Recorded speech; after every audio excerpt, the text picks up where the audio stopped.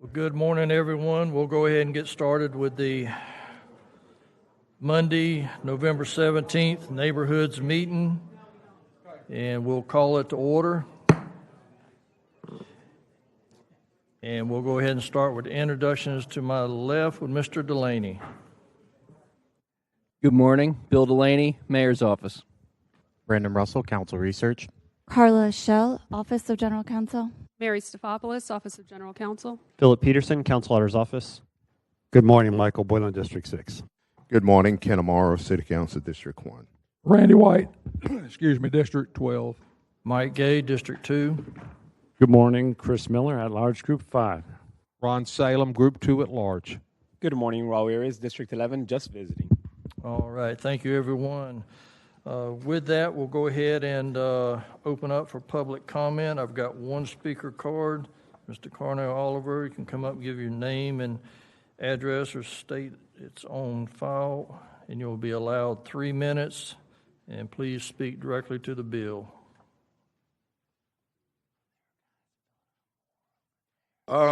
Yes, my name is Cornell Oliver. Address is on file. I want to start off with saying this publicly. I give credit to the Trump administration. They're doing a fine job with exposing a lot of the failures in the system. I went up there to D.C. and I found out firsthand how corrupt the system is and what is he's taking to start fixing everything. But one of my number one issues that I'm coming forward with you here today is item 20, 2025-08058. The Emergency Gap Relief Act.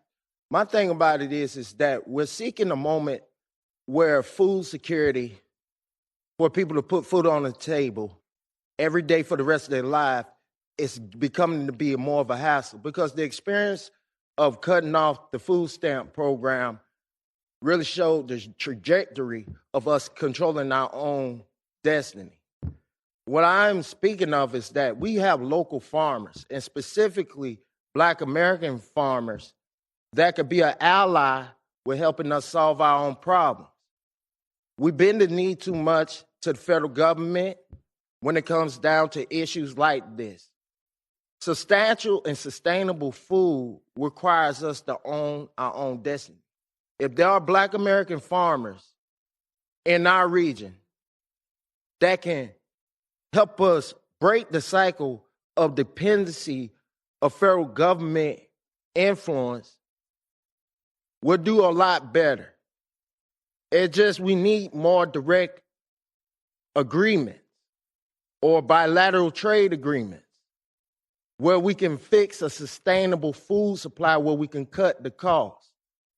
And in exchange, some of that food could be donated to our food bank.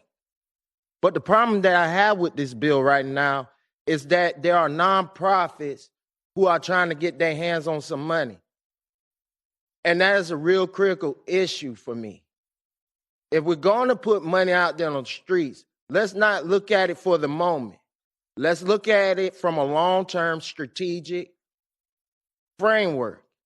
And if we take that approach, when another hurdle like this comes along, we're properly prepared.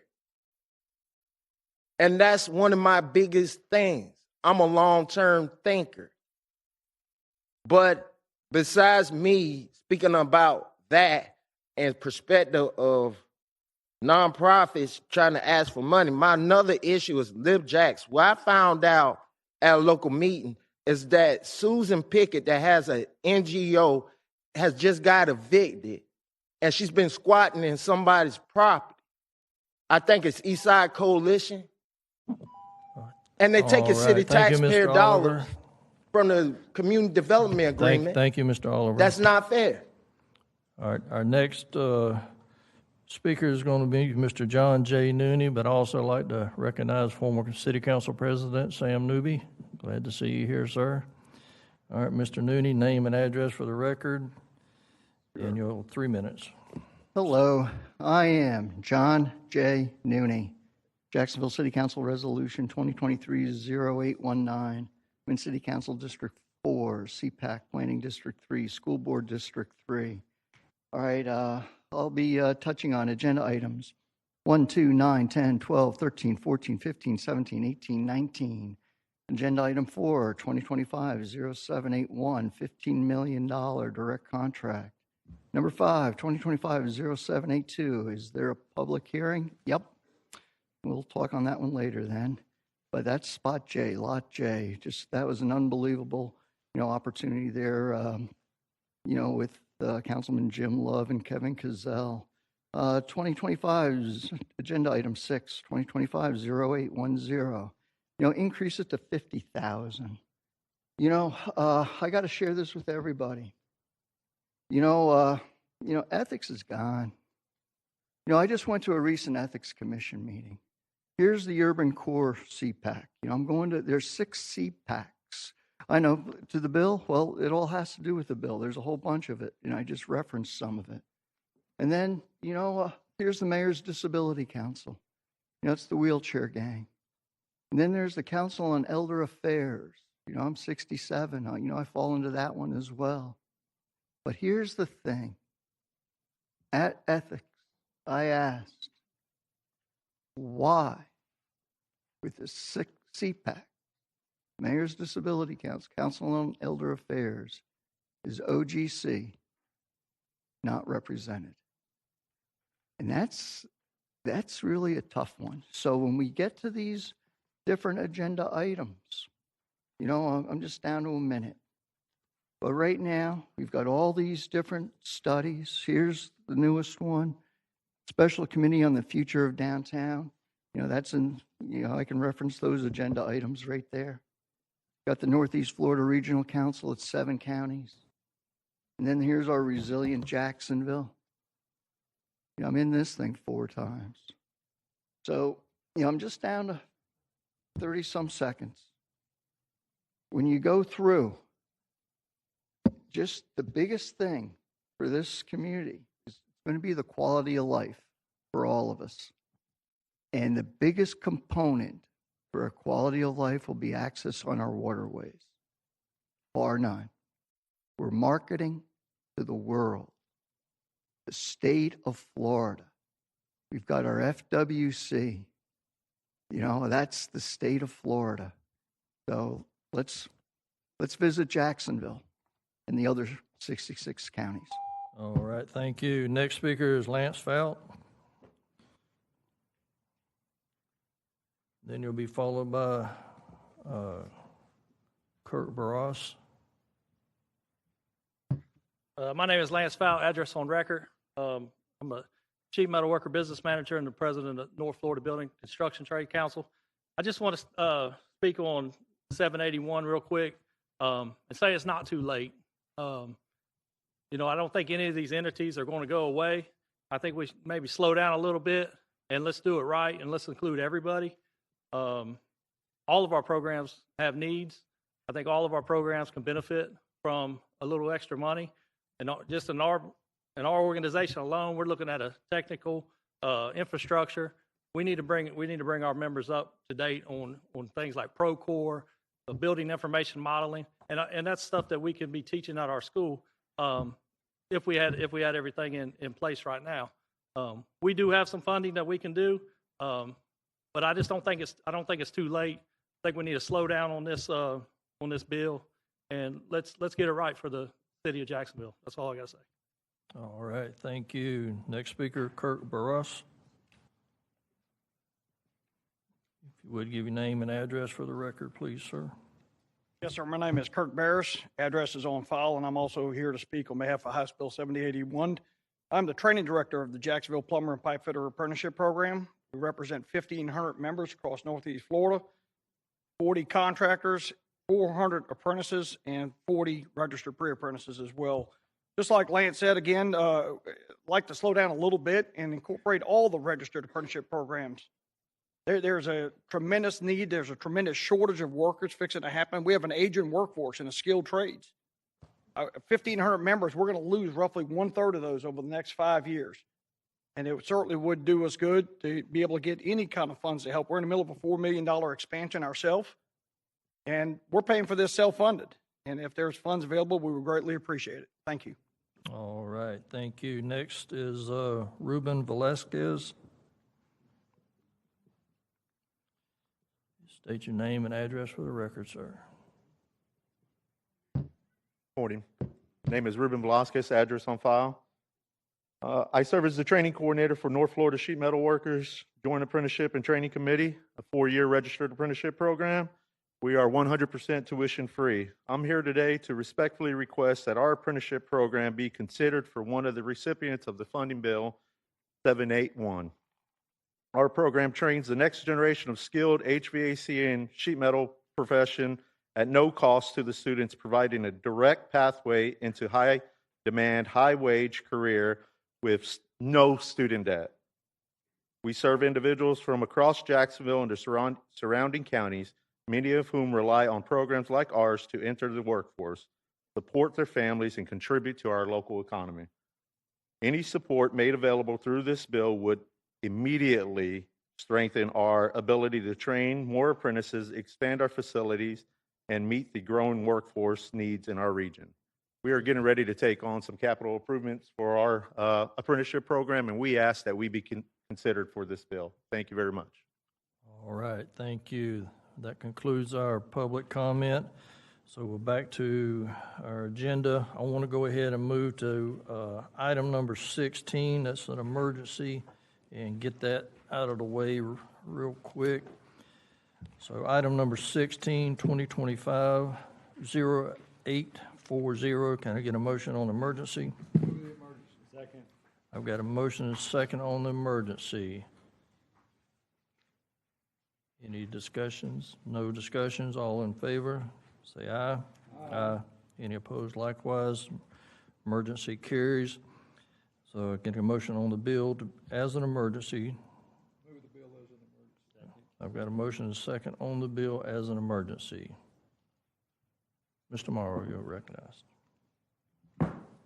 Mr. Chair, I was curious if there's someone from the Sheriff's Office here to speak to the bill. Gabby?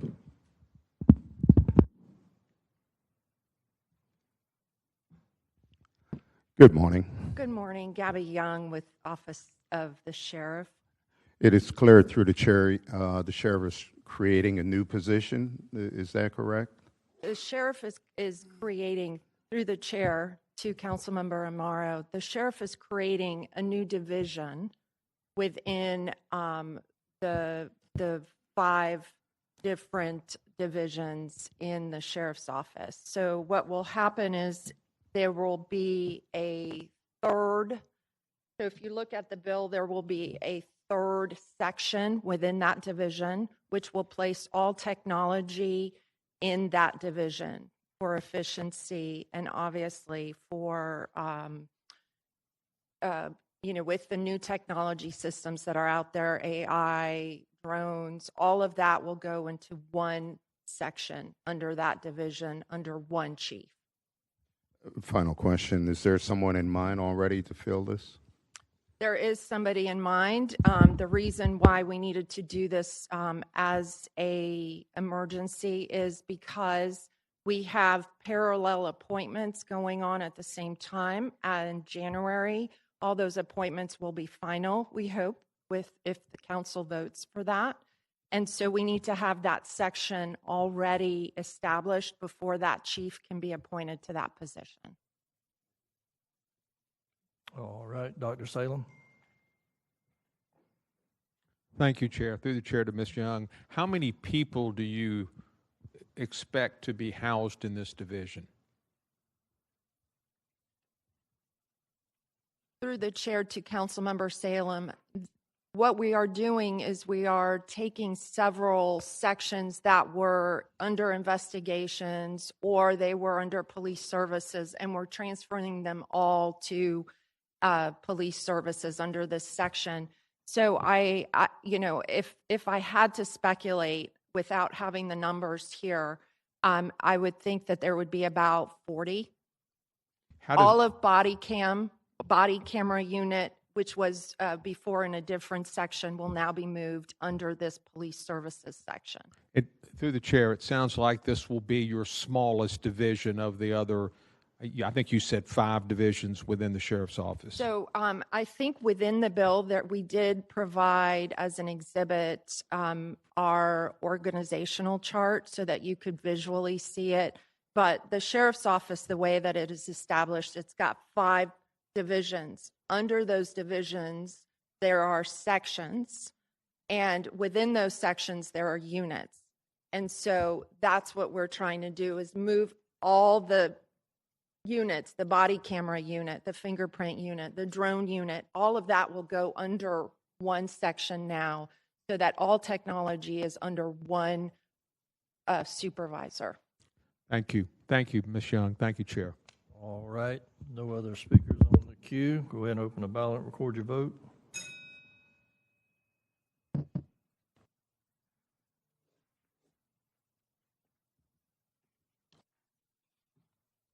Six yeas, 0 nays. All right, by your action, you've approved 2025-0840. This takes us back to the beginning of our agenda.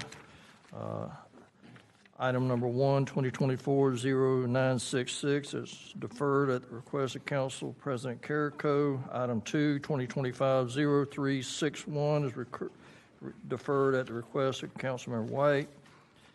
Item number 3, 2025-0765. Can I get a motion on the bill? Second. I've got a motion and a second. I see no speakers in the queue. Open the ballot, record your vote. Oh, I'm sorry. Now you're in the queue. Thank you. Yeah, it just hooked me up. I wanted to, is Mr. Holland here? Or Chris? Justin, I'm sorry, come on up. If you would, just help me understand in English what this means. All right. Good morning. I get it. Justin Malone, Chief Deputy Supervisor of Elections. Through the chair, Councilman Boylan. Basically what this is we were working on our calendar for 27 with our standard operating procedures and stuff, and saw a conflict when it comes to 10-day extension for military voters, which overlapped us with the UACAVA deadline for the actual second general election in the city. This is moving it up 2 weeks. First election to allow us time to actually officially certify the election, get through the audit, and then have the ballot ready for the UACAVA voters. Can you be specific as to what the dates are in the 27th? Yes. I recognize you're changing the bill for long-standing, but what are the dates in 2027? Yes, sir. Through the chair, the council member, the first election will be March 9th, 2027. And the second election will remain the same in May. And does it change the qualifying time? So it does not change the dates of the qualifying period. We changed the number of days prior to the first election. If we would have moved that 2 weeks prior, it would put us in the holiday week. So we thought it's best to keep it where it's at and just shrink the days in between the election and the qualifying. Thank you, Chair. I am not personally invested in those decisions, so I'm glad to see that they're clarified. All right, thank you. Okay, no other speakers in the queue that I see. Open the ballots, record your vote.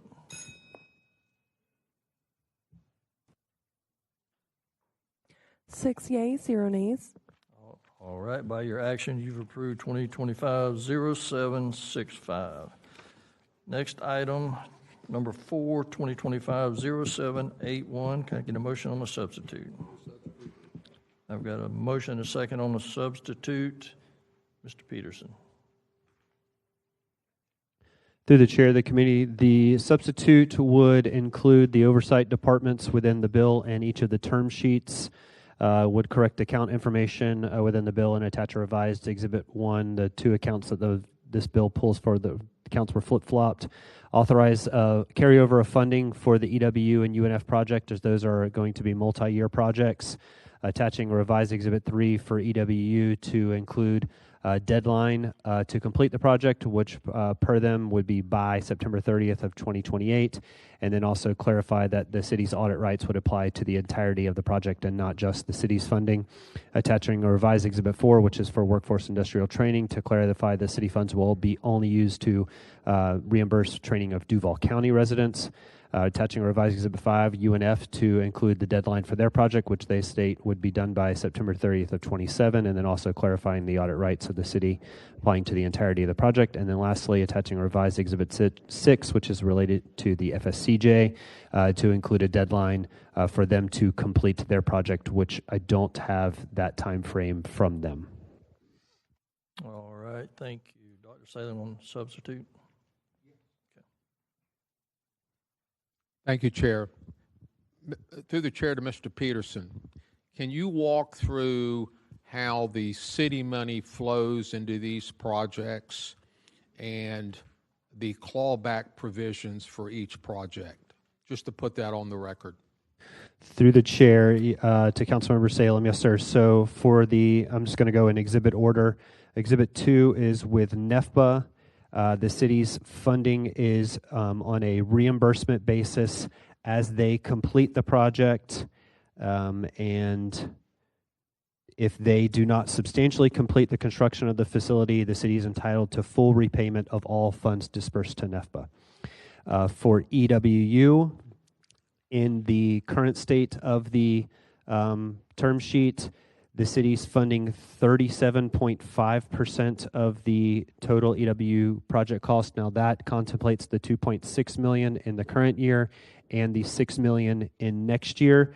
But if EW fails to complete the construction of the project, the city is entitled to full repayment of any funds distributed.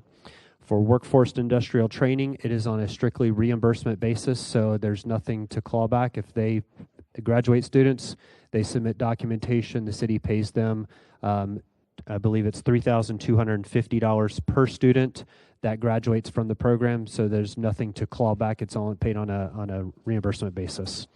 Moving to UNF, the city's funds will go into the project, and in the event UNF fails to complete the project, the city is entitled to full repayment of funds dispersed.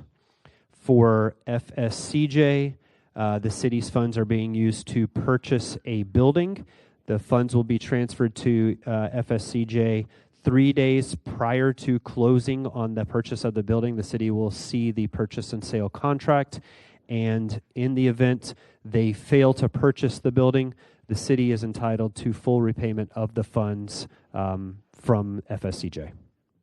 Through the chair, pardon me, to Mr. Peterson, you mentioned the $6 million in next year's budget for EWU. It is my understanding that they have made a commitment that they have a loan or some means, if that does not occur, that they can still complete this project with the $2.675 million. Is that your understanding?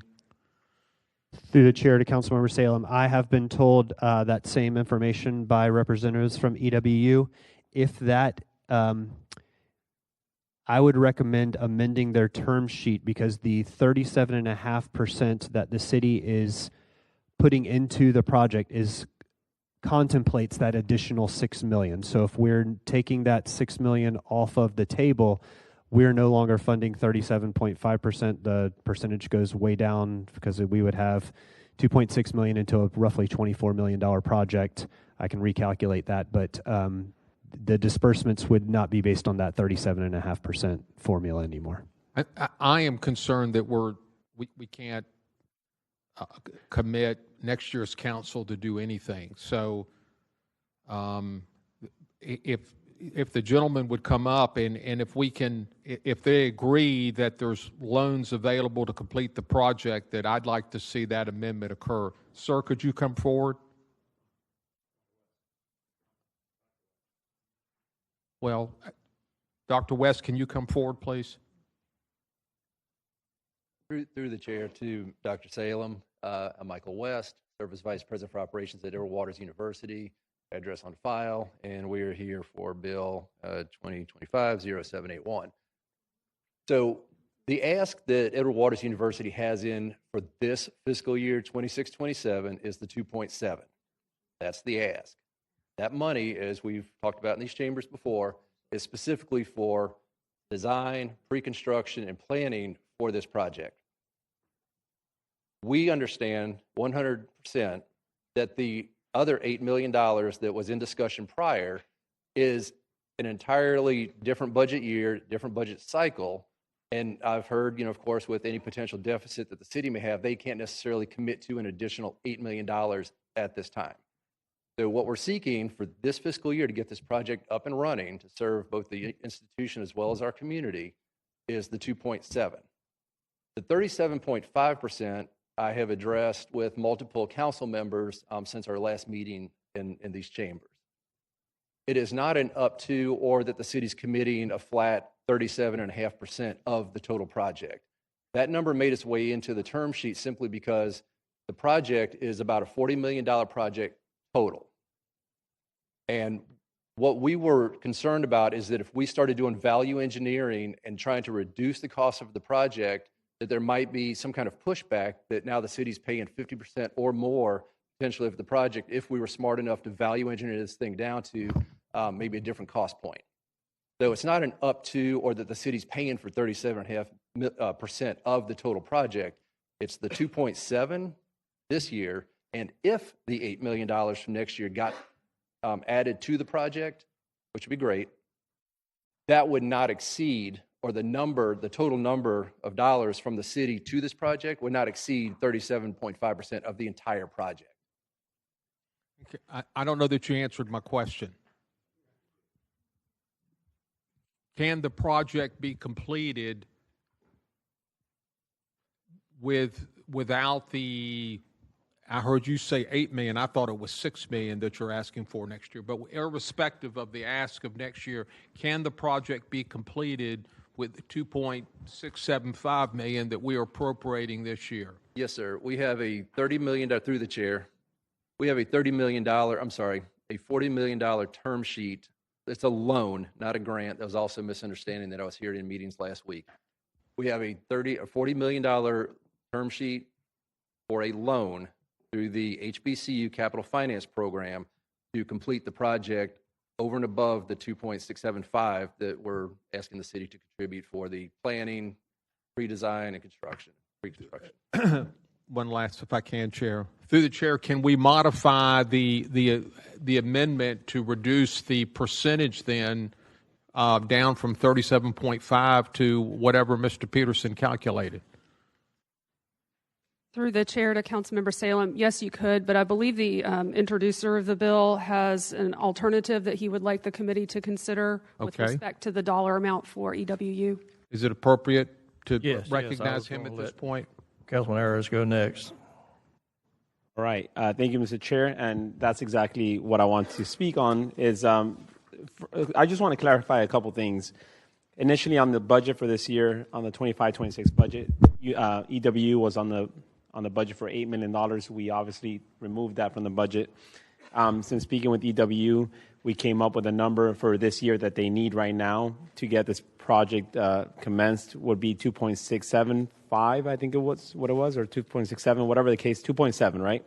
The balance leaving it $6 million. Right now, I heard for next year's budget, $8 million. That's not the case. $6 million. I just wanted to make sure we clarified that part. All right, good. All right, so that's clarified now.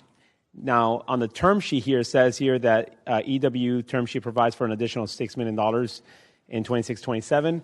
My proposal to the council would be, and I can't make this amendment, but one of you guys can make this amendment, would be to remove that from the term sheet.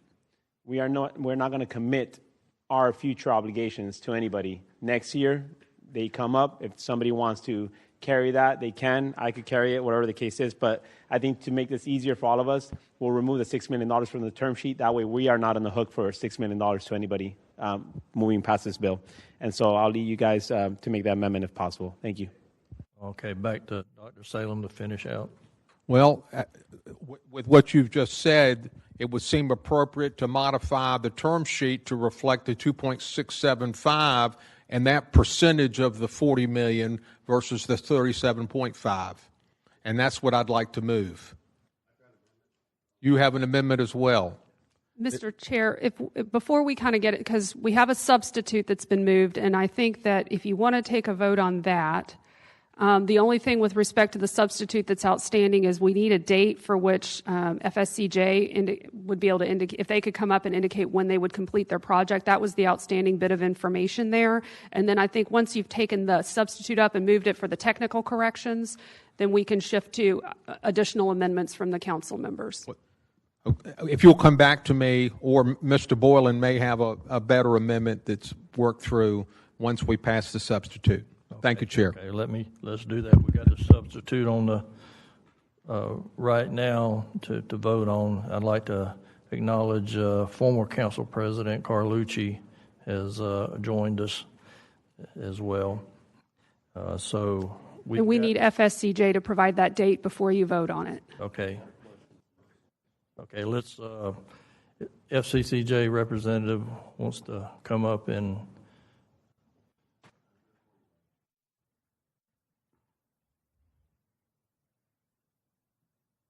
Good morning, Taylor Mejia Roberts with FSCJ.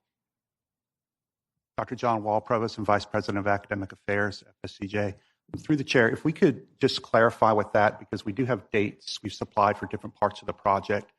The initial purchase of the building, phase one part, which has to do with welding, and then there are some subsequent parts as well. In terms of completing the project, can we get some clarification on which portion we're speaking to? Through the chair to the representatives, we would need a date. If you're not going to purchase it in the current year, we need that date. Oh, the building. We planned, through the chair, we plan to purchase the building this summer, but it will absolutely be before September 30 of 2026.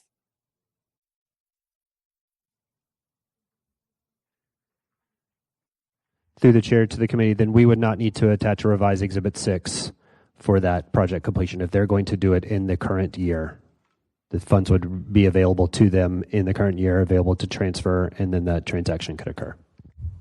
So, Mr. Chair, if you could have a member of your committee moved to amend the substitute, so you have your items 1 through 7 listed on the agenda, to remove item number 7 and get a second on that. That would be the appropriate course of action to remove that item.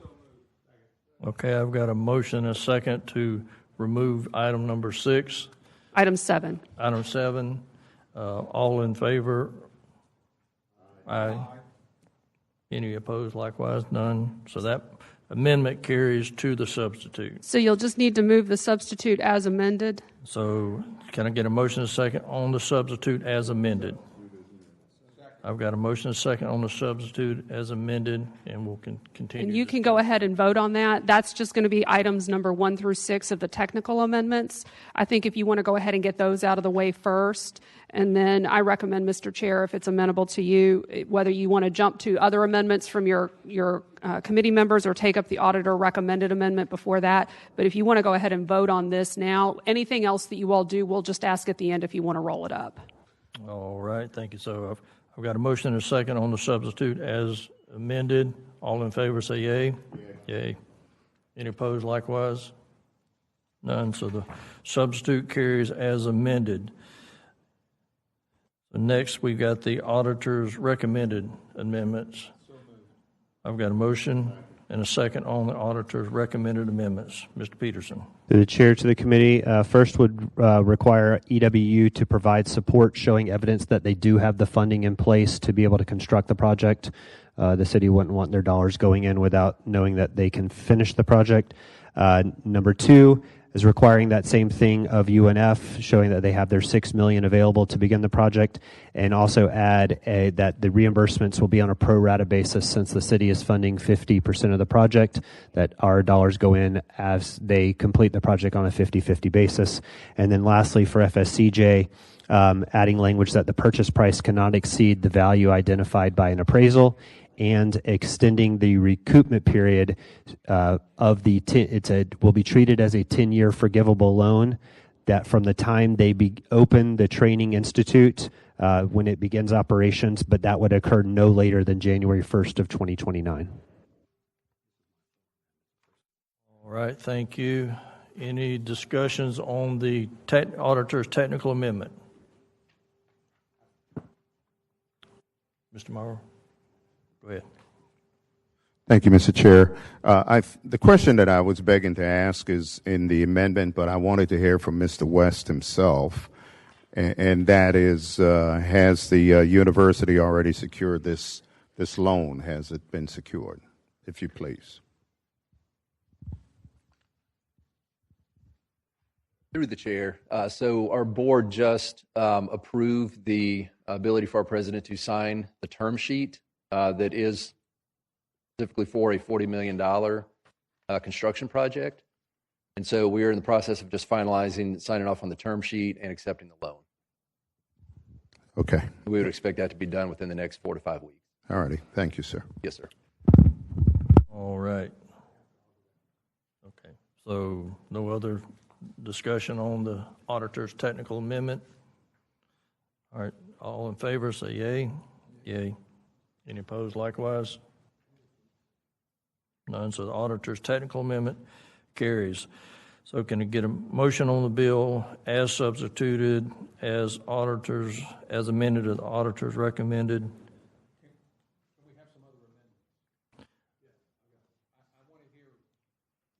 Okay, so, okay, Councilman Boylan, you recognized. Thank you, Mr. Chair. Dr. Wesley, come on up front. I think the amendment I'm offering, following up our conversation, I believe it was on Friday, and I think it speaks to the concerns the introducer of the bill, Councilmember Arias, had, as well as Councilman Salem. So I've handed out to my colleagues 781, limit the focus to just this year's request, $2.675 million for planning, design, and permitting. With these requirements, number one, the city proportionate share is no more than 37.5%. 2, EWU provide evidence that has in hand the balance of the funding. That's the balance of the funding for the design, et cetera. That's number 2. We good? Yes, sir. Number 3, disbursement of city funds is on a reimbursement basis with appropriate documentation submitted prior. Good? Yes, so go ahead. Through the chair. So the original term sheet, we had it really to where it was well reimbursable. We were going to, I think it's an work in progress type proposition. Sure. It doesn't mean it has to be completed. It's to Yes, say sir. we're using some of these dollars. We spent these dollars to do this. We're asking the city to reimburse us for what's been done, not Yes, the sir. completion of the work. Yes, sir. Number 4, EWU commits to reimburse the city of the $2.675 million if the construction of the Living Learning Community Center is not realized. And I want to put in there a date certain. Do you have a date in mind that if this, in fact, this blows up and doesn't happen at all, the city's going to want its 2.675 back? Yes, sir. Project will be completed September of 2028. So that's my amendment. It speaks to the focus of this bill, which is on the planning, design, and permitting piece of this, just for the 2.75. I'm looking for a second. I need a second first. Okay, I've got a motion and a second. Dr. Salem.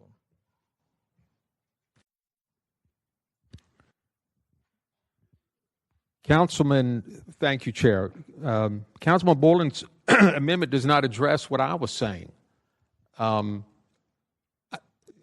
The representatives have said that the project can be completed with our $2.675 million contribution.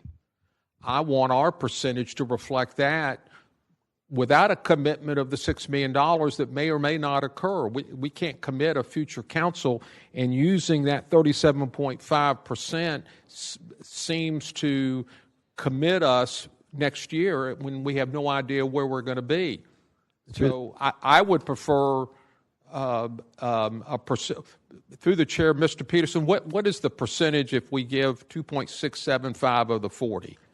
So I don't have to pull out my calculator. Through the chair to Councilmember Salem, that is 6.7%. But I think Councilmember Boylan has a response to your question, because I had the exact same question that you're asking now when he and I spoke last week. Okay. If I may, through the chair to Councilmember Salem, I think this does speak to your concern, because number one, it focuses specifically on what's taking place right now, which is the design, planning, and permitting of the process. If in fact the project doesn't happen, This is no commitment that we're doing anything more than this. We're just giving this money. They have to come back next year and request whatever balance they want for us to support the construction of that. That's a different story. All we're doing here now is just saying the 2.675 is what we're appropriating for the purpose of. And if that building doesn't get realized by September 30, 2028, they have to pay us back the 2.675 million. Okay, may I respond? My concern is we are committing ourselves to the $6 million by using the 37.5% number. That 37.5% through the chair only applies to this particular investment. It doesn't apply to next year. If they come back with another request, it could be less than 37, it could be more. But Maybe I can help. So what Councilmember Boylan's amendment would accomplish is the 2.675 is for design permitting and only, no construction, and the 37.5% would only be applicable. So for the design permitting, we're only paying up to 37.5% of the cost for the design and the permitting, period. Nothing with respect to anything that would come with construction. So he's keeping that 37.5%, but it's not tied to that overall number that you all started with the $8 million. It's tied solely to if they spend, $5 million on design permitting, we're only going to pay up to 37.5% of that cost. Through the chair, Mr. Peterson, you understand my point. I would prefer the 6.75% myself, but are you telling me you're comfortable with what I'm saying and the Boylan amendment? Through the chair to Councilmember Salem, yes, sir. So the 2.675 million, 37 that is 37.5% of 7.1 million. So if the planning, design, and permitting cost anything under 7.1 million, the city will not send the full 2.675 to Edward Waters. We're not committing a dollar to construction. So if the planning, design, and permitting only costs $3 million, we're only funding 37.5% of that $3 million with no obligation for any other dollar to go out. My concern, through the chair, is we're going to potentially fund almost $3 million for design and et cetera, and the project may not be built, and that $3 million is gone. How do you address that? There's a clawback in the agreement right now that if the full center is not built to its full capacity, they owe us 100% of our funds back. You're comfortable with the Boylan amendment with what I'm saying? Through the chair, I think it addresses what you're questioning. Okay, I'll support it. All right, thank you. Mr. Arias, you were in the queue. Are you? Okay. Council Miller. Thank you, Mr. Chair. Through the chair, and it seems like we've moved beyond this, but I'd like to take us about 2 or 3 steps backward on the whole bill. I've been consistent about this in the public meetings and in our committee work so far. I just don't understand where we are right now fiscally. We had $45 million that was taken of an overage and put off to the side in a contingency account. Then now out of that 45, we're taking 15 million for various projects. The thing I don't understand again is fiscally, we've gotten an update from our auditors that we're going to have $62 million deficit next year. That's a given. But yet, it seems like everybody's okay with, let's just go forward and spend the extra that we harvested from this year, and let's not be concerned about next year. I have a real problem with that.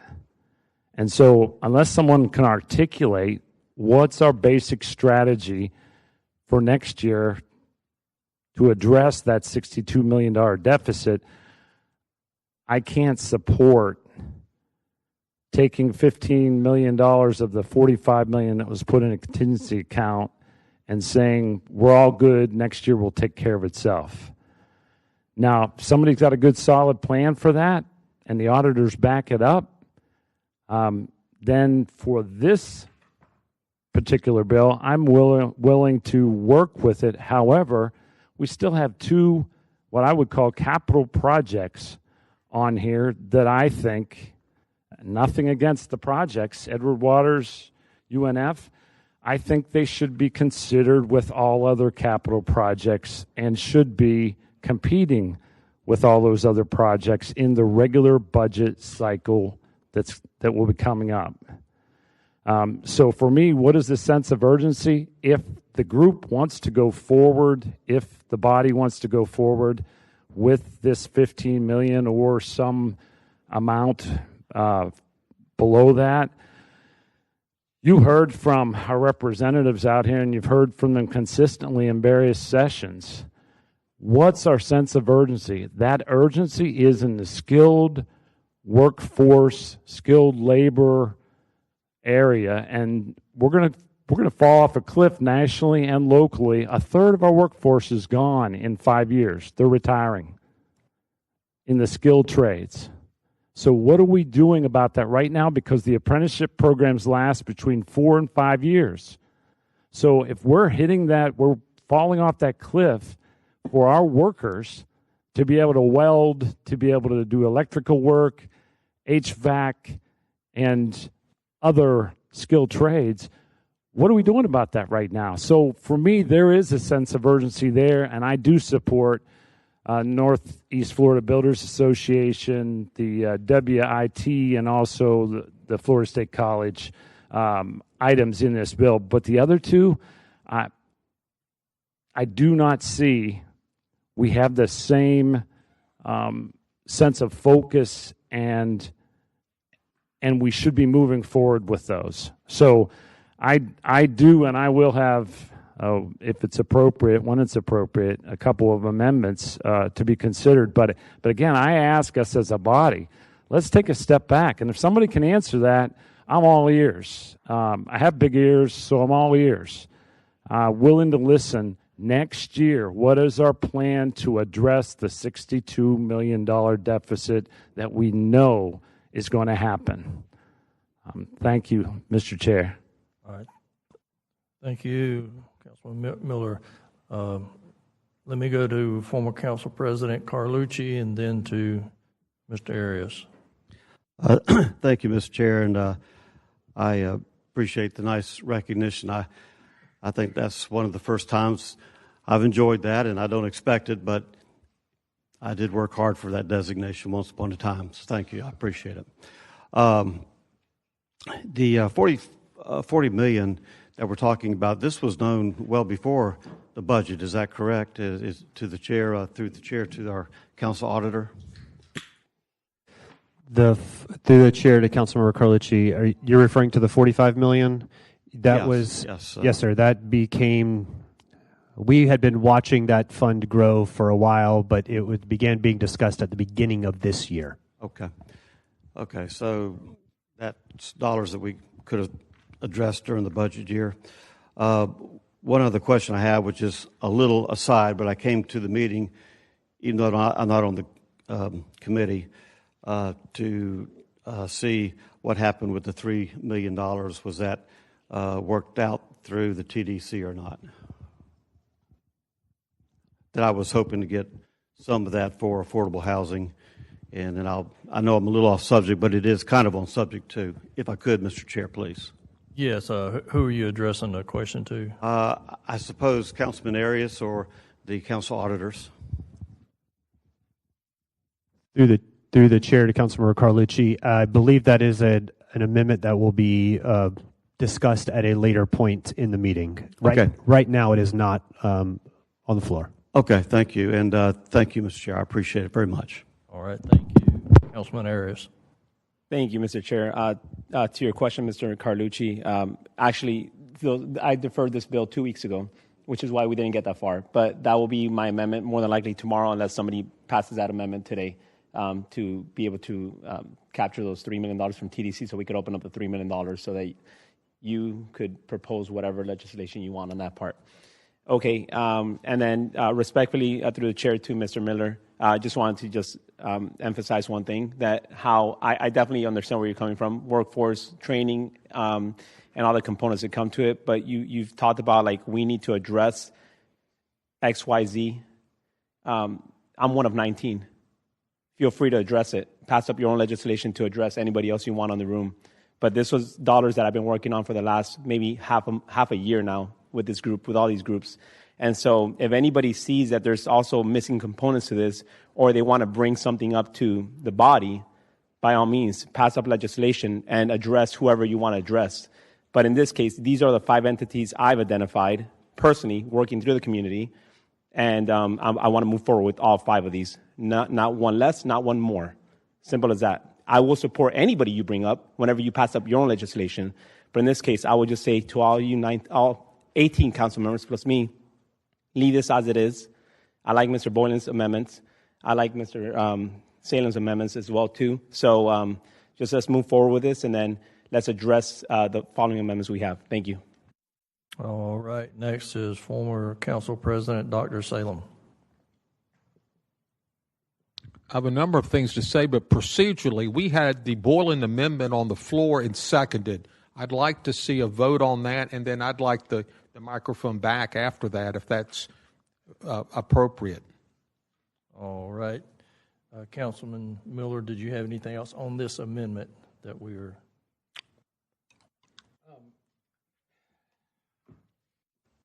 I just want to comment.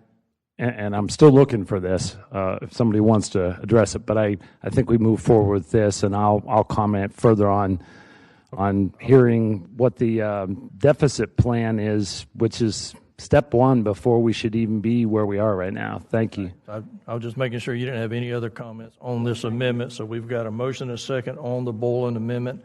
All in favor say yay. Yay. Any opposed likewise? None. So that amendment carries. So now, Dr. Salem. Thank you.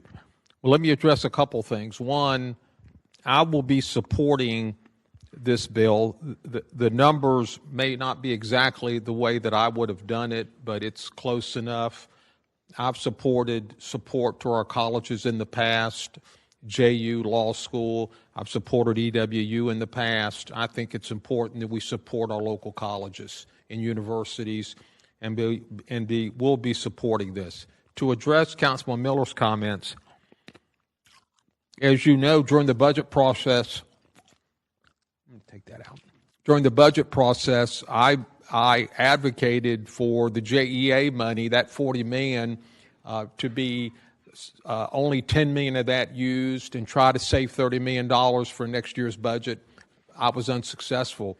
Near the end of the budget, we had a budget stabilization fund of several $1 million that got eaten up with spending. I tried, was not successful.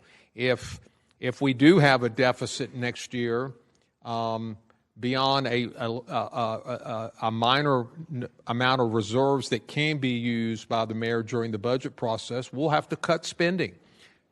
I have advocated during the budget process, it's much tougher to pull stuff out of the budget once it's there than not putting it in the first place. We added a lot of spending that I did not support. So those will be decisions we'll have to make next August and September through this process. But I believe this bill is important, and we'll be supporting it. Thank you. All right. Let me go to former Council President White. Thank you. I want to put on the record, this bill should stand alone, like Mr. Arias said. But I also agree with Mr. Miller and the 3 folks that spoke. We need to go down that avenue, too, and try to figure out what we can do in the future. And I just want to let Mr. Miller know I would support him on that if we had a joint meeting or a notice meeting. But I will be supporting this bill and looking forward to maybe getting with Mr. Miller to what they spoke about. Thank you. All right, so that brings us back to the bill. If there's no other floor amendments. So, Mr. Chair, I would just ask leave to be able to roll up everything that was approved into the substitute. And if so, then you would just need to take a motion on the bill as substituted. Very good. Well, let's definitely roll it all up and can I get a motion and a second on the bill as substituted. I've got a motion and a second on the bill as substituted. Colonel Miller.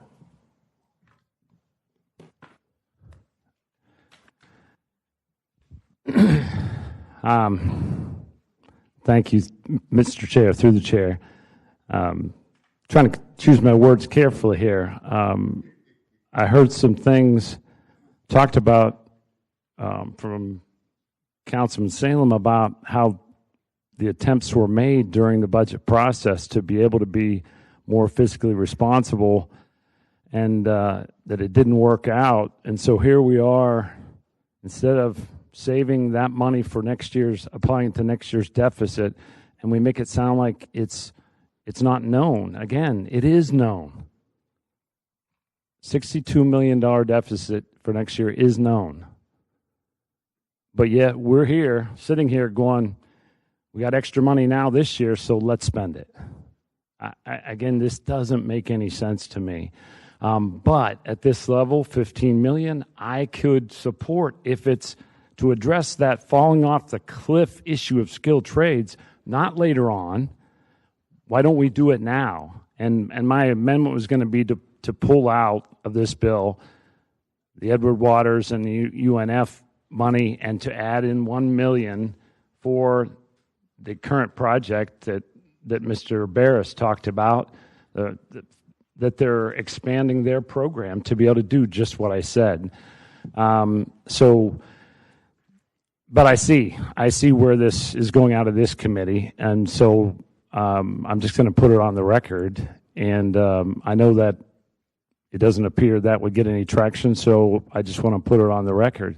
But again, I still haven't heard anybody address that $62 million deficit, but yet we feel good about spending $15 million more. And I appreciate the time, the effort, and the exchanges that Councilmember Arias has had over the months. And I get his position on not a penny less, not a penny more.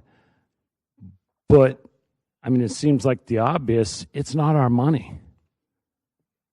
This is taxpayer dollars here, obviously. If it were our own personal checks we were writing, knock yourself out every day, you support whatever it is you support.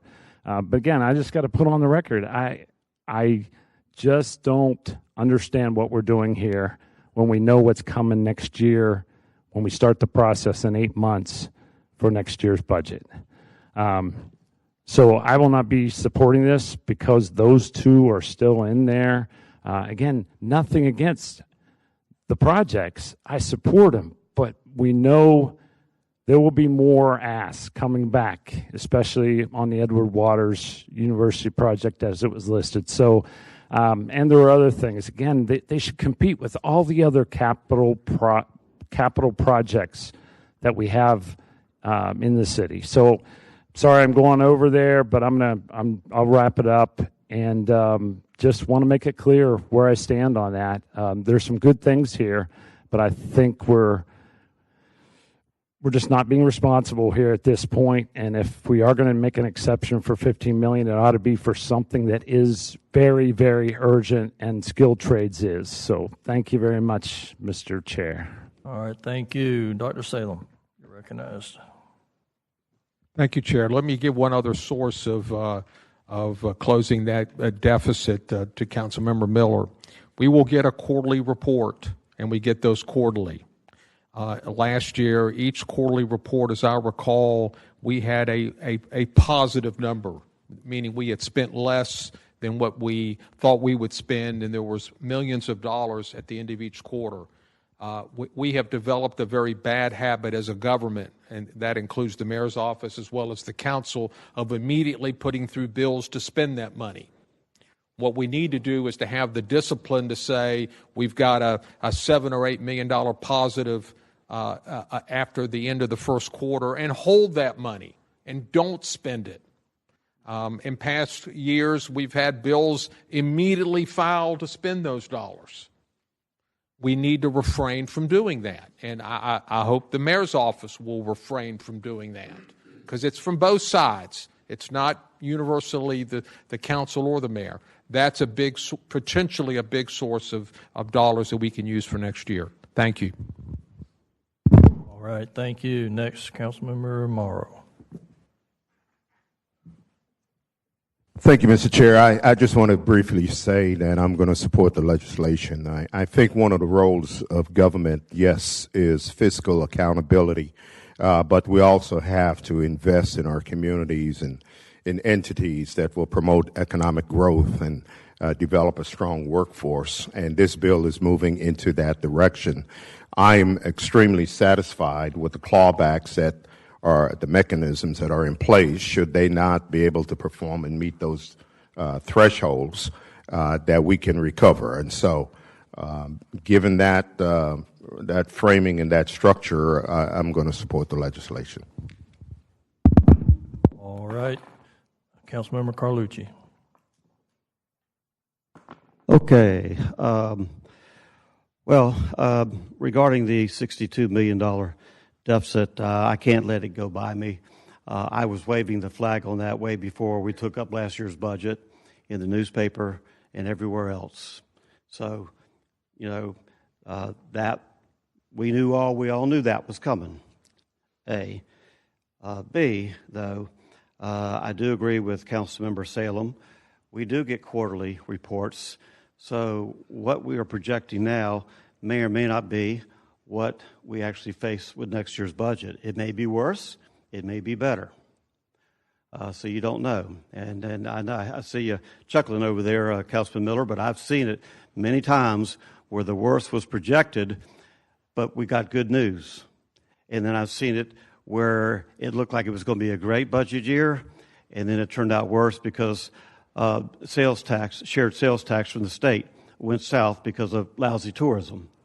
So, you're right to be concerned about it, but here's the way I look at it, and I so appreciate what my colleague, Councilmember Romero, said. Great cities invest in themselves. We are the lowest taxed city amongst our peers. What we're doing with this bill is going to do two things. It's going to enhance quality of life for so many of our young people, and it's going to create so many opportunities for jobs for our young people and our families. Now, when you do those two things, what it does, it begins to create a perfect environment for economic development.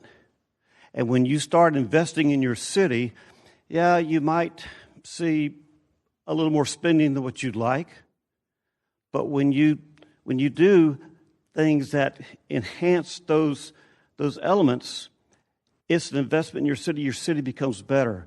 And in the long haul, it pays off. It's like investing in your business. It might cost me a little more to invest in my business now, but then 3 years later, it pays off. And as a businessman, I've done that over and over and over, and I've had to dig out of my savings, but I made sure that my savings were going into things that I knew was going to make my city, my business better. And that's kind of the way I look at this bill. That's doing that. Now, if we're investing in something that's not going to be a good investment, I'll be the first to stand up and say so. We're doing a good thing here. Don't feel bad about it. Yeah, we may have that deficit next year. We'll have to face it. And we'll have to be big boys and big girls and handle it. But that's why we get paid the big bucks up here. But look, investing in your city, even if it means raising a tax, a fee, whatever, that is what it takes to make your city great. We can't make our city great rubbing the same two nickels together every year. We cannot do that. We cannot make our city great on the cheap.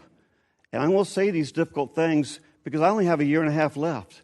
But these are the things I've learned over the many years, and I want to pass them on. And I hope that they'll get passed on as time goes by to other council members who come up here, so we're not always scared of a raised fee. And I've done all that. I ran for re-election. I had no opposition. And my poll numbers are damn good, by the way. So excuse me, I'm so sorry, darn good. It's not bragging. It's just I'm trying to make a point, and that is when you do what you know is right, and that's why I love what Councilman Amaro said. Thank you for indulging me a little extra time here, but I'm just trying to pass on a few lessons learned. Thank you. Thank you, Colonel Miller. Thank you, Mr. Chair. Through the chair, just want to be clear, I'm not against, I'm totally for investing in our city. But there is a time and a place for capital project proposals to compete against each other, and that's not in the middle of the budget year. There is a process, and that's all I'm suggesting. There are many, many, many good projects, and many in the different district areas that have been pushed to the right. And here we've said, okay, we've got at least 2 or more of these projects that they're going to move to the front of the line outside of the normal budget process. And so you guys will have to just compete against other ones when the cycle comes up again. But these ones are going forward. Again, these all appear to be very good projects, but when is the time to address them, and with what money should we be addressing them? So that's all I'm saying.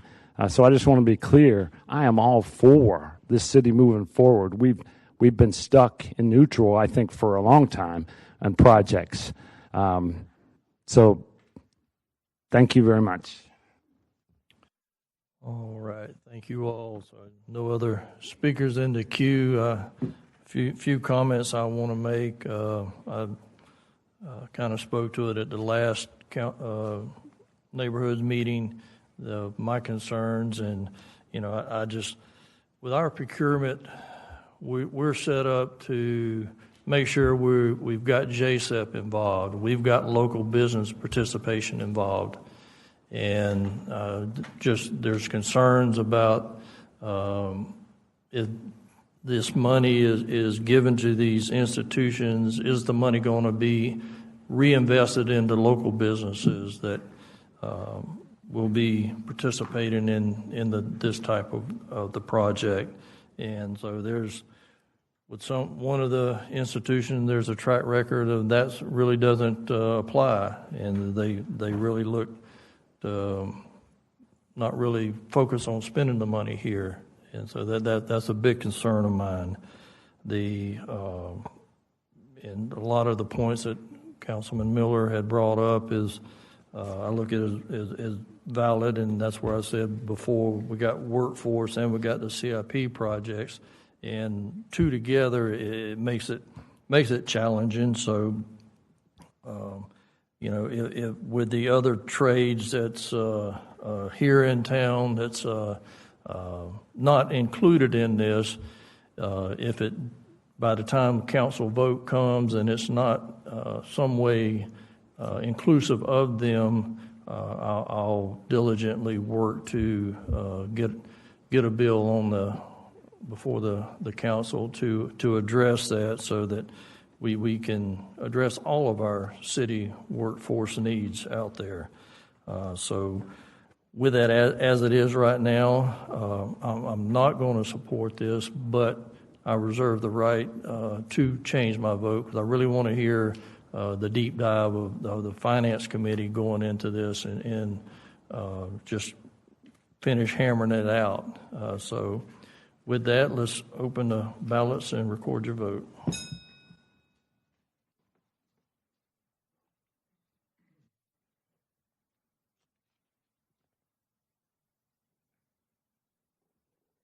Four yeas, 2 nays. All right, by your action, you've approved 2025-0781. Thank you, Councilman Arias, for your work on this. That'll take us to our next agenda item, number 5, 2025-0782. I need to Ms. Mary. Mr. Chair, it's not marked on your agendas, but there is a public hearing on this item that was continued at the last meeting, so you will need to open the public hearing, take up any cards that might have been submitted, and then at the end of that, then you would need to close the public hearing, and at that point, the amendment in the bill can be addressed. All right, thank you. Okay, I'm going to open the public hearing on 2025-0782. First speaker, Carnell Oliver. Please come up and state your name and address for the record and speak to the bill, sir.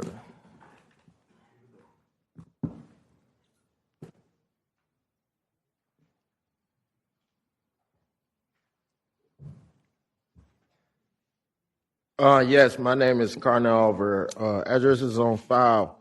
I want to speak to, I am in support of the Henry Bradley naming rights. But I want to go further. Why are y'all not really investing in Black American communities? As one council member says, is that we should invest in our communities. But what does those investments look like when you... Mr. Oliver, please stay on this bill, please. Well, I'm staying on it, but the reflection of this bill is that a lot of things that are a reflection of Black Americans is symbolic. We don't never get tangible. Because many of us have birthright citizenship in this country while everybody else is immigrants. We've been walked over too many times and ignored because of that simple fact. We only get crumbs off the table, signs removed that offend us. And we're always dragged into fights with other people that does not have This is on the naming rights of the bill. Of course I respect the bill. But the problem is the point that I'm trying to make is that there's no specific investment in Black American community. There's no delineation. And there's no respect. Okay, everybody Mr. else Oliver. gets what they want We'll while we get left behind. Okay, Mr. Oliver, that's the end. Thank you. Next speaker. No, I've asked you repeatedly to speak to the bill, and then you keep going off track. So, next speaker will be John J. Nooney.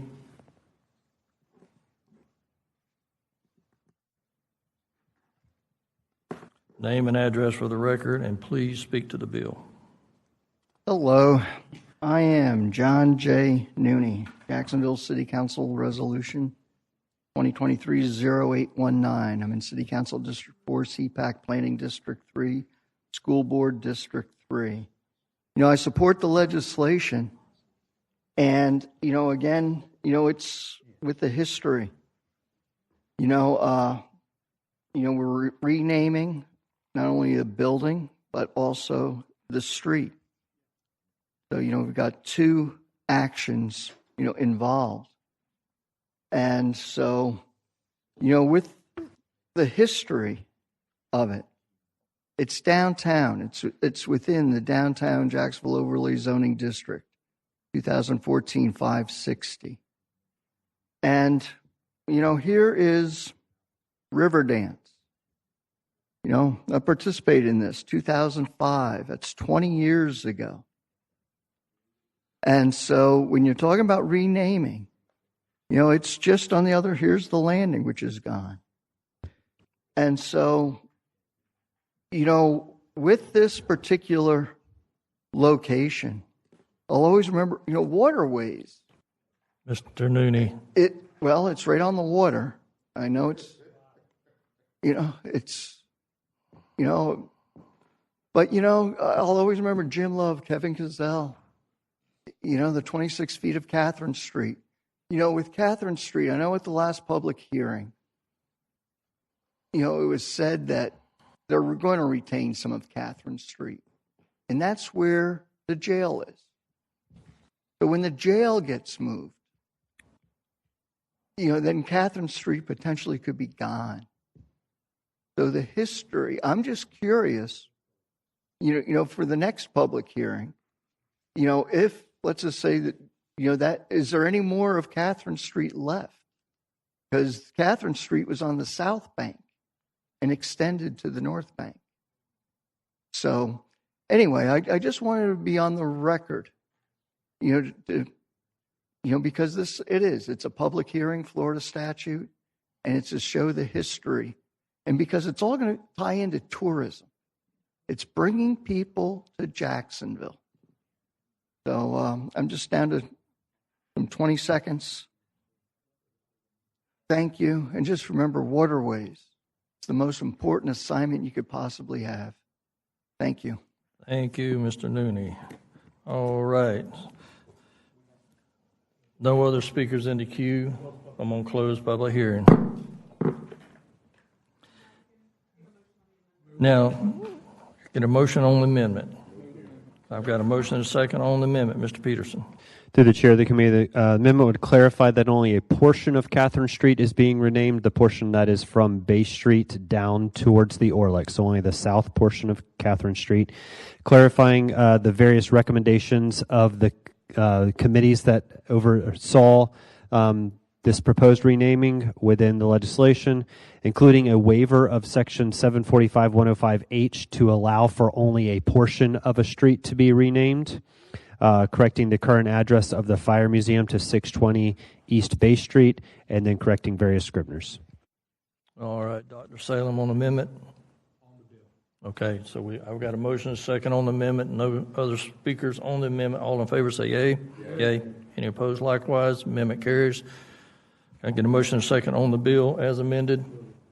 I've got a motion and a second bill as amended. Dr. Salem, you're recognized. Yes, my only concern is the fire department. I see Chief Golden out there. Are they supportive of these name changes? He gave me a thumbs up. I was going to ask Councilmember White, but I'm okay at this point. But please, thank you. Thank you. Councilmember Boylan. Thank you, Mr. Chair. I'd just like to be as co-sponsor. I think it's a great, I appreciate the story, and I appreciate the opportunity for us to recognize this gentleman. All right. Councilmember Morrow. Thank you, Mr. Chair. Just wanted to have my name added as a co-sponsor. All right. Thank you. Councilmember White, you want to speak? Yes, sir. Please add me as a co-sponsor also. Thank you. So no other speakers in the queue. I'd like to be added as a co-sponsor as well. So no other speakers in the queue. Open the ballot and cast your vote.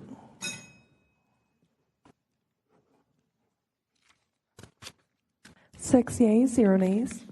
All right. By your action, you have approved 2025-0782.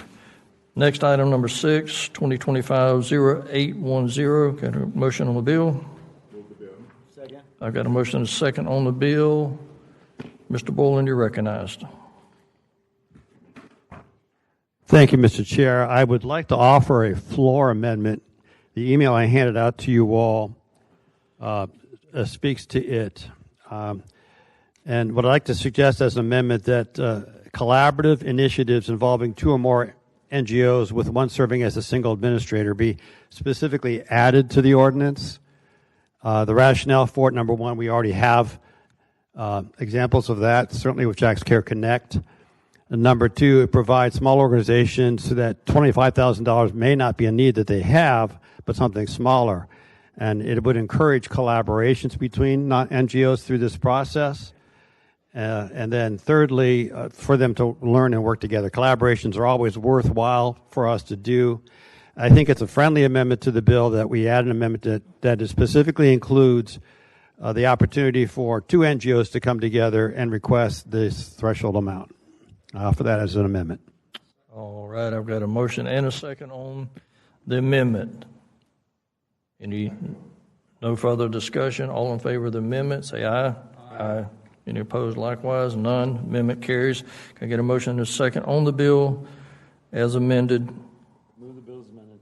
All right. I've got a motion and a second on the bill as amended. No other speakers in the queue. Open the ballot. Record your vote.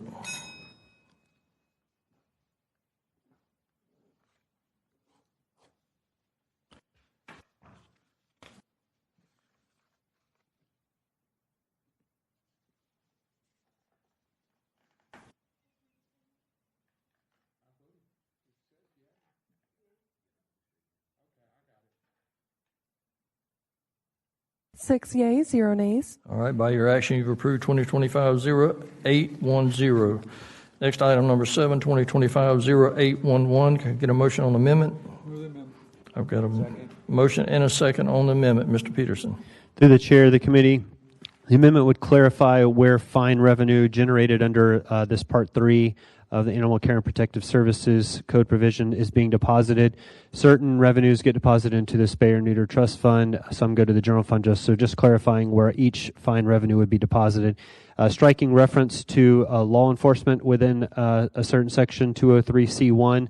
A law enforcement officer is already qualified under the definition of an officer earlier in the code, revising section 462-205F to reference the fines established under Part 18. So if a fine changes, it changes in one spot rather than having to catch all the spots that it's identified.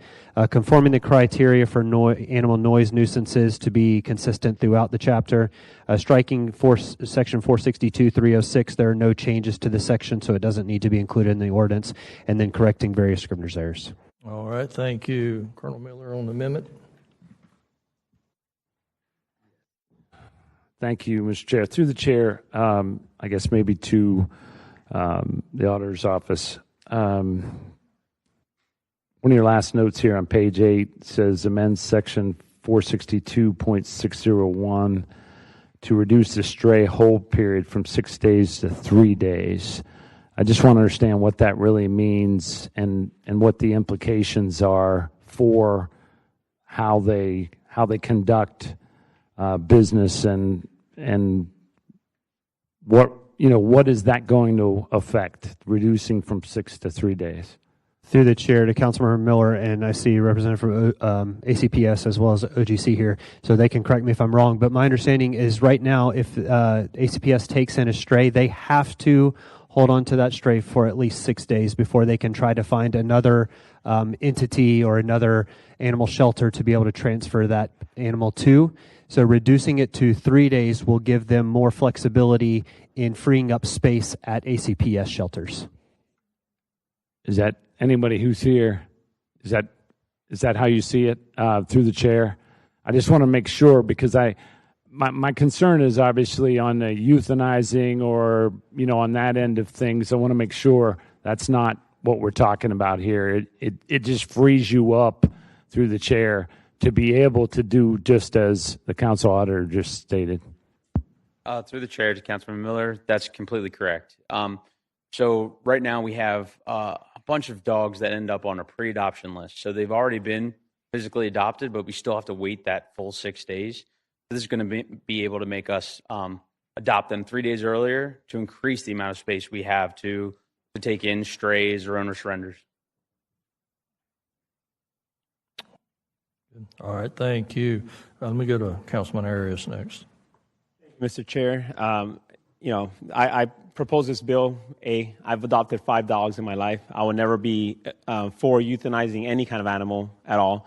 This bill, actually what it does is not only opens up the space, but also it avoids from animals having to be double booked into whether it's the same kennel or being fed less throughout the day because we're at over capacity. You've seen the efforts by Councilmember Diamond, Mr. Bricker, by having the adoption, 400 pets, from now to the end of December. That's all because they're overbooked. And so the reason why they're overbooked is because they have stray hold from 6 to 6 days right now. Across Florida, Mr. Bricker, if you don't mind coming up here, the standard is actually 3 days. We are one of the only cities or counties in Florida that actually holds them up for 6 days. Mr. Bricker, is that accurate or not? That is true. Yeah, we're one of the last large municipal shelters that still holds for 6 days. Thank you. Through the chair. So what I was going to continue saying is that, this bill is actually a really good bill for our animals. The problem is that a lot of people in the public don't really understand because they will think we're going to euthanize them naturally. That was my first question raised, just like Mr. Miller had. I had the same question. We're not doing that. However, because a lot of people in the community still need more time to understand what's going on, I know that myself and Mr. Diamond are going to have a public notice meeting this Thursday at 12:30 p.m. here at City Hall, and then I'm going to have another meeting in the community to address it one more time, depending on who couldn't make it or not.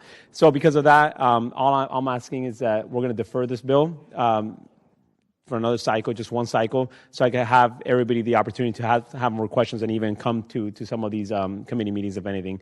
But this has nothing to do with euthanasia. It's just mainly just opening up doors for our animals. Thank you. Okay, so on the amendment? Okay, go ahead, Councilman Amaro, on the amendment. Thank you, Mr. Chair. Mr. Baker, just one quick question, and I understand the logic of moving from 6 to 3. You said adoption. My question through the chair to you, sir, is that if you're not able to adopt within those 3 days, what are the number of entities that you're working with that you can literally move these animals to so that you can free up the space? And I think it's public that ACPS is a no-kill facility. So how many entities are you working with that can accommodate you if there's no adoption in 3 days? Yes. So the 3 days isn't like a time limit. We have dogs at our facility right now that have been here for over a year and a half.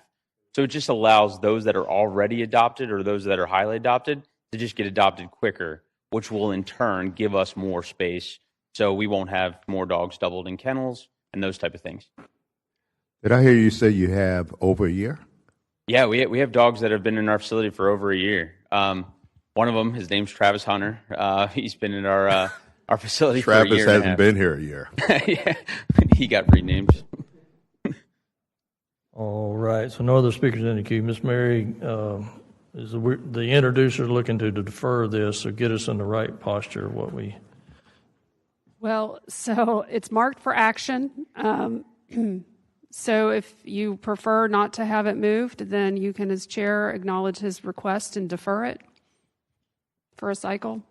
It would have one more cycle before it could come out before the end of the calendar year. I don't know if that raises any concerns for ACPS. No, I think it's great that we're doing this and talking to the community because I just think that there's some misconceptions. So I think any chance we can get to speak to the community to like make everybody feel more comfortable with it. But yeah, we are committed to saving as many animals as possible. We're at an 87% save rate right now. We're trying to get to that 90, and something like this is going to be one of those things that's going to help us get there. All right, very good. With the request of the introducer to defer, I'll go ahead and defer this and give some more time to get a comfort level with the community. So thank you, Councilman Arias. All right, that takes us to our next item, 2025-0814. Can I get a motion on the bill? I've got a motion and a second on the bill. No speakers in the queue. Open the ballot and let's record your vote.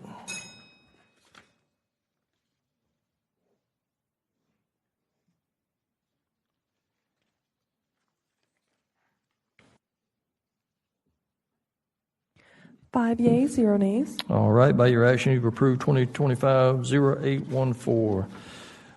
Next, item number 9, 2025-0815. Can I get a motion on amendment? I've got a motion and a second on amendment. Mr. Peterson. Through the chair of the committee, the amendment will correct the current Marina Support Building annual rent from $1 to $100. It will include missing sections within the bill, correct various scrivener's errors, place revised agreements on file. First, to revise the hotel RDA to update the description of the Marina Support Building consistent with the changes that are being proposed to reduce it to a 6,000 square foot facility. Update the address, clarify the timeline for the operator to enter into the marina management agreement and the marina support building lease from a period that is 18 to 6 months prior to completion of the facility, clarifying the deadline for the completion of the marina improvements, bulkhead improvements, pier improvements, and riverwalk improvements. That date is August 30th of 2026. Strike conflicting language regarding the developer's responsibility for funding the cost of the traffic calming improvements. Then also revising the marina support building lease to reference the second and amended and restated hotel RDA, updating the address, requiring 30 days notice by the tenant for scheduling events on the events lawn, and including a definition of capital repair and capital maintenance, as the city will now be responsible for that on the events lawn. Revising the marina management agreement to reference the second amended and restated hotel RDA, revising the Riverwalks cost disbursement agreement to correct scriveners. There are scriveners within the hotel RDA, removing the office building redevelopment agreement. That agreement is not changing and should not have been filed with this bill.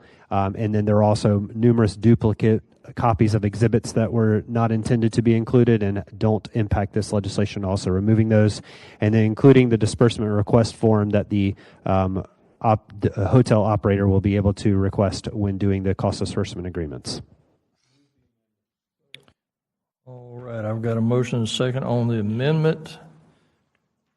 No other discussion. All in favor say yay. Yay. Any opposed likewise? None. And well, we've got the auditors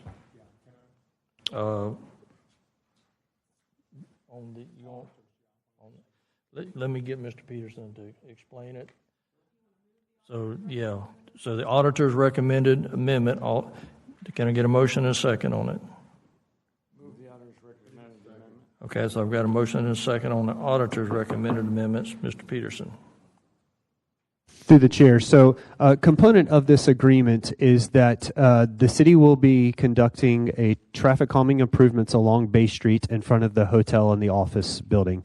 The city, I have been told, is in receipt of a $3 million FDOT grant, and then the developer is going to cover any cost above that $3 million grant to complete the project improvements. What is not clear and what we need defined is when they will make that payment to the city. Is it before we begin construction on the project, at project completion, 20 years from now? Obviously, our preference would be at the beginning of, before we begin the project, but that's not identified when the developer will make that contribution, so we need that nailed down in the agreement. All right, so I've got Dr. Salem in the queue. Thank you, Chair. It would seem to me that that would be paid at the completion of the project at a minimum. Through the chair to Mr. Deven, are you comfortable with that? Through the chair to Councilman Salem, we are, to be just a little bit more precise in response to the auditor's question, there is a portion of this project that Iguana will be paying for before the project starts, and that is the design and the civil engineering work that's being done in advance of the project beginning. We're actually about to go out to procurement for that service, and so there will be some dollars that are spent prior to, but the remaining balance being paid at completion would be acceptable to us. You are also going to get another chance to talk about this in the context of the funding agreement, and I'm not sure, Philip, if John Sawyer mentioned to you that the funding agreement portion of this we're going to withdraw. I believe he has an amendment that will fall back, and that subsequent piece of legislation will create the CIP project, take the money from the state, and then also have a funding agreement where we can address this topic in detail. So I don't know what posture you're in, but what Councilman Salem said is fine with us. Just letting everybody know that we're actually going to spend a little bit of money in advance. So we can either make that amendment today or we can wait until the funding agreement follows. But either way, we're fine with what Councilman Salem said. Well, then I'll make an amendment for the payment to be at the completion of the project. All right, I've got a motion and a second on the Salem amendment. No speakers. All in favor say yay. Yay. Any opposed likewise? None.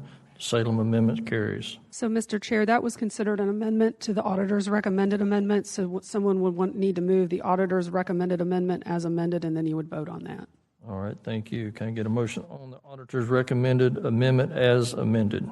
The auditor's recommended amendment as amended. I've got a motion and a second. Dr. Salem, are you still? I have after we vote on that. Okay, all right. So no other speakers in the queue. All in favor of, say aye. Aye. Any opposed likewise? None. So the auditor's recommended amendment as amended passes.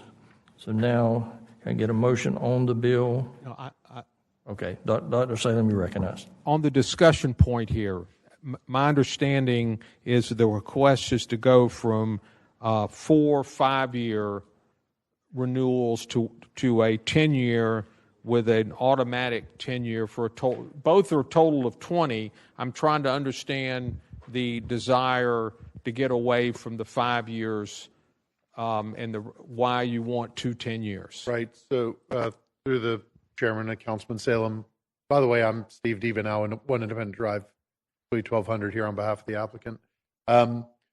The original request reflected 5-year increments because we thought that we were marrying up kind of the marina along with the submerged land lease, and 5 years seemed to be the right date to use. But we all discussed, that is with the staff, with DIA as well as Iguana, that we wouldn't really know for sure what term would be required by a tenant until we went to the market and looked for tenants.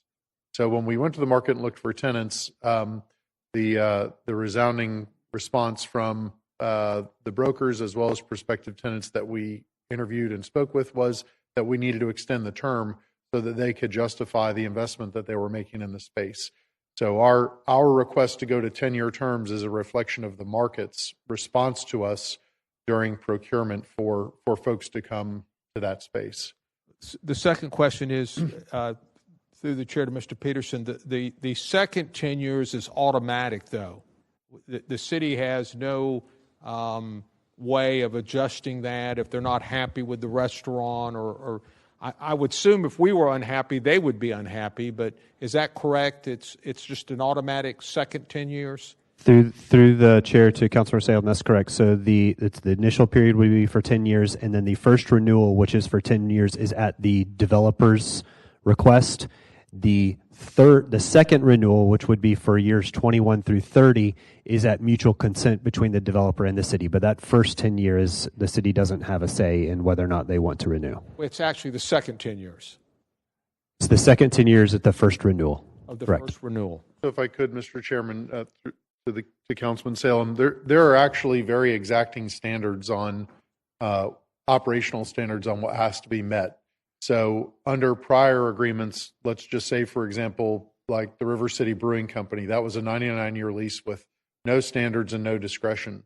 And so you were at the whim, the city was at the whim of the developer and the operator year to year on however they were doing, but there really wasn't anything that could be done about it.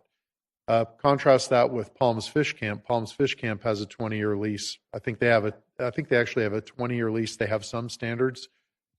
This one kind of is in the middle of that. It's 10 and 10, but there are 3 pages of operational standards that the tenant has to meet. And if they don't meet, the city can call them in default through Iguana, or Iguana can call them in default. So there's more protections and a quicker look back that kind of threads the needle on the operational requirements of the tenant. I mean, I'm okay with this. I mean, clearly, if the restaurant was not performing, you have a hotel right there, and you would want that corrected probably quicker than we would. Yes, sir. So the 10-year is already there. Okay, so we don't need to do anything to change that. Thank you. Mr. Chairman, I'm sorry to interrupt you because I think you're about to call for a vote, but Philip or Mary, maybe help me. Has John Sawyer's amendment been put into position or posture to be discussed this morning? Through the chair to Mr. Devenow, would you like me to respond? Yeah, Ms. Mary. We were unaware that there was an amendment being worked on by Mr. Sawyer, so my recommendation would be that would probably be taken up in Rules or Finance because we weren't aware of it. We're happy to do that. We had, just for the committee, Mr. Chairman, there were several items. The main one was that the funding agreement portion of this legislation was going to drop out, and there were a couple of other. There's a change to Section 11.2 that was pretty substantive that Mr. Sawyer had prepared as well, and at least on the email traffic on Friday, I think he had provided those to Trista maybe in the council auditor's office. Through the chair to the committee and to Mr. Devenow. So I was in receipt of those. I wasn't not familiar who was proposing those amendments, and it was my understanding that DIA was going to get with a council member to offer those additional amendments. So we spoke with Councilman Salem about it, and at least based on our conversation last week, I think that he was open to the conversation. But if the papers aren't here and Mr. Sawyer hasn't provided those, then we can do it at the next committee meeting. It's fine. But anyway, I just wanted to make sure that we are going to be in the right posture at the next meeting then that we can get that figured out. Those amendments were proposed by DIA and by the General Counsel's office, and we agreed to them. So they're technically amendments from DIA and OGC. Through the chair, if Dr. Salem intends to offer them, I would recommend they'd probably end up being taken up in finance, it sounds like. Go ahead, sir. Have the auditors seen the Sawyer amendments? It sounds like DIA and OGC is in agreement.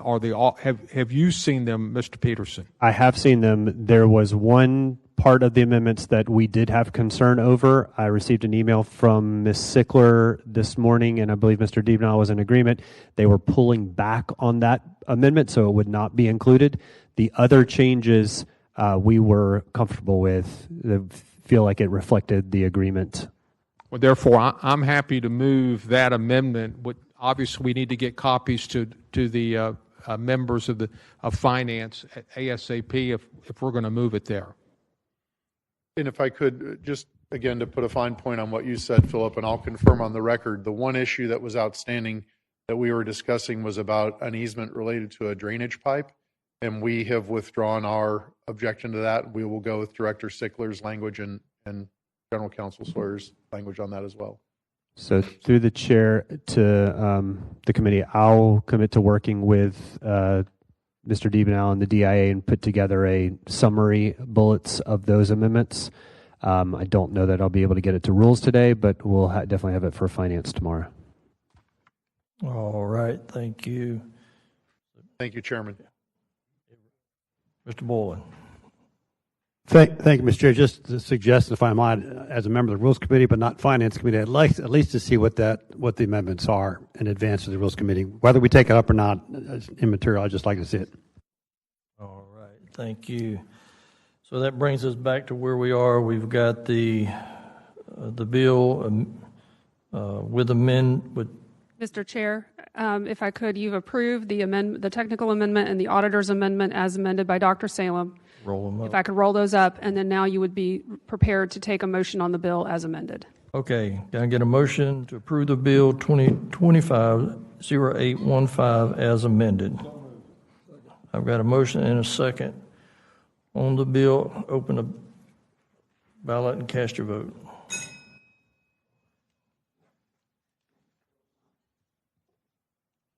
Six yeas, 0 nays. All right, by your action, you've approved 2025-0815. Mr. Devenall, do you? Thank you. All right, you're welcome. Thank you, sir. All right, that takes us to our second readings. I want to go ahead and let's go to item number 20.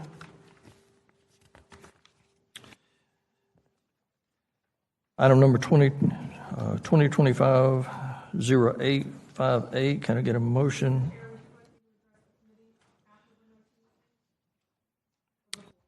Let's go ahead and do it before. Thank you. Thank you. So through the chair to the committee, 2025-858 is the SNAP Gap Relief Act, which the council members will likely recall was on the addendum from the meeting last Tuesday. It was initially filed as a in and out emergency.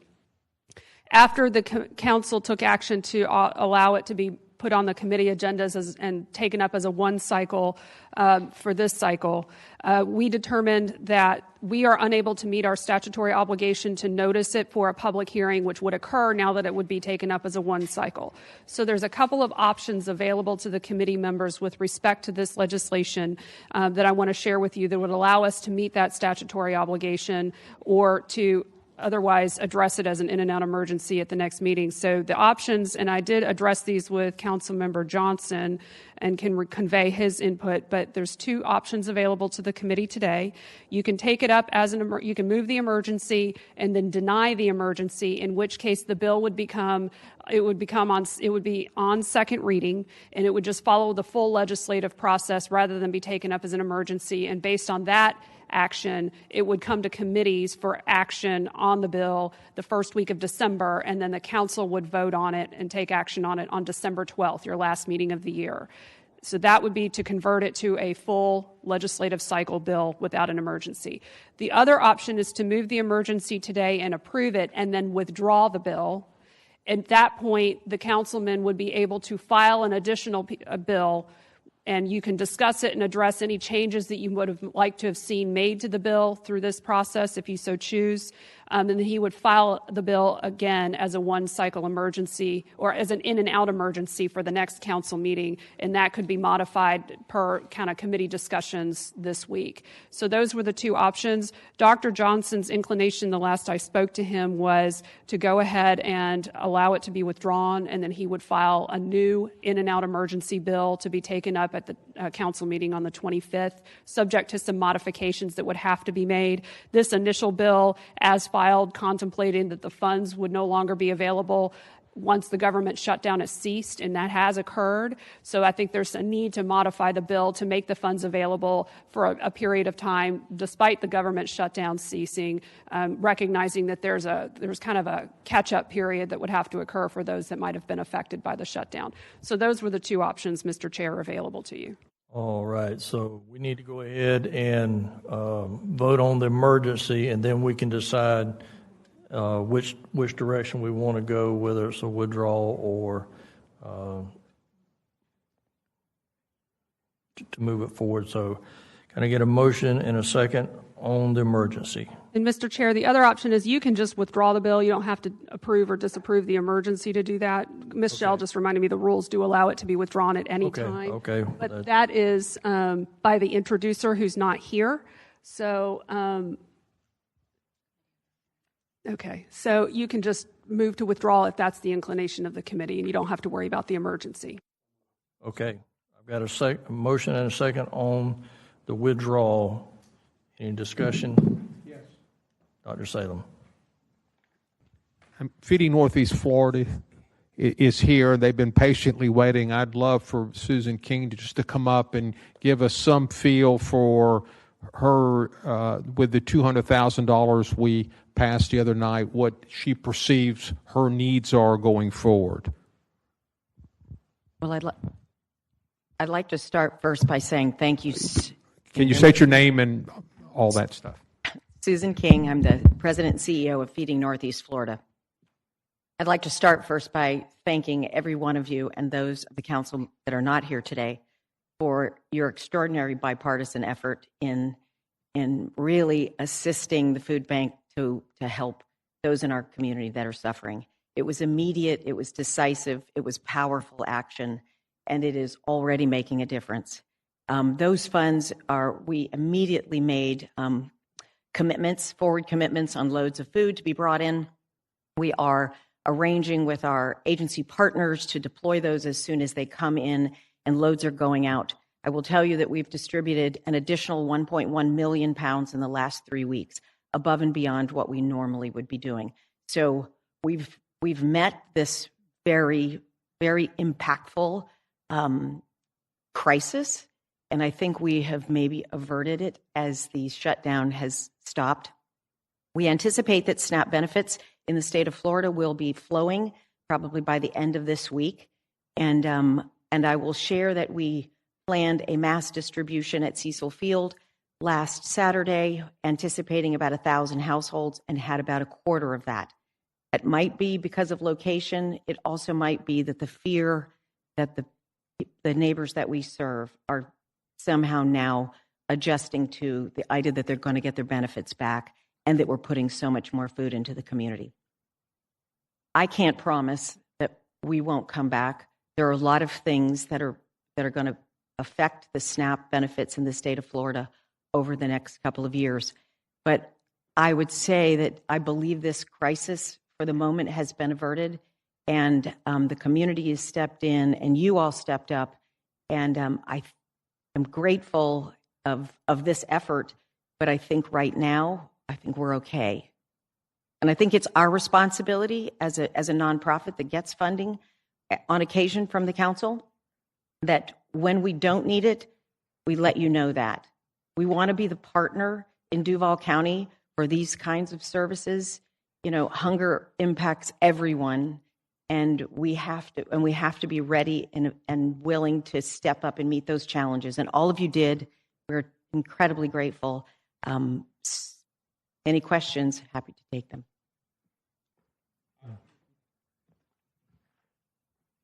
No, with those comments, I would say move for withdrawal of the bill. We've got, We have a motion. It's got a been motion seconded. on it, Okay, so- my fault. Thank you, Ms. King. Thank you all. All right, so I'm going to go to Councilmember Woolen. Thank you, Mr. Chair. I shared with all of you an email, which I want to put it on the record because it's public comment now.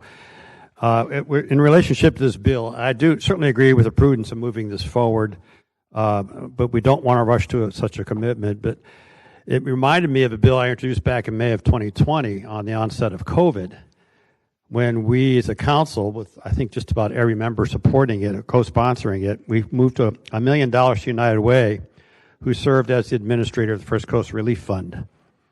Those funds were to provide families food and eviction assistance. This was well before the federal COVID relief funds were available to it. I did reach out, and for Susan, I want you to hear this. I reached out to Melanie Patz. The First Coast Relief Fund is dormant, but is available. But I certainly agree with you. We may see a crisis situation going forward, a disaster situation going forward, and putting the onus of $1 million in your lap, I'd be more inclined to take a look at this and give this to United Way, who is the administrator of the First Coast Relief Fund, so it can feed you or provide you resources and others who are also in the business of food assistance. So I agree with the withdrawal. I moved the withdrawal, but I do want to make sure we are aware of the fact that this may be an increasing situation, as Ms. King noted. Thank you. All right, thank you. Councilman Amaro. Thank you, Mr. Chair. I just want to make a brief comment to Ms. King to say thank you for your candor. Thank you for pointing out that hunger, if you put it in the political context, is a bipartisan issue because Democrats, Republicans, Independents are all subject to going hungry, if you will, which means that hunger is a human issue. And so we responded appropriately a couple of nights ago. And so I want to thank you for your candor in saying that when there's a need, you want to say there's a need, but you don't want to abuse the process by saying just give us money. And so I respect that tremendously. And I think that speaks to character and what the entity is all about. All right, thank you. I also want to commend the level of responsibility by coming back and saying if you don't need it, you're not going to ask for it or take it. I mean that speaks volumes for the organization, and I commend y'all for that. So as where we are right now, is this withdrawal a ballot vote? Okay, so let's open the ballot and cast your vote.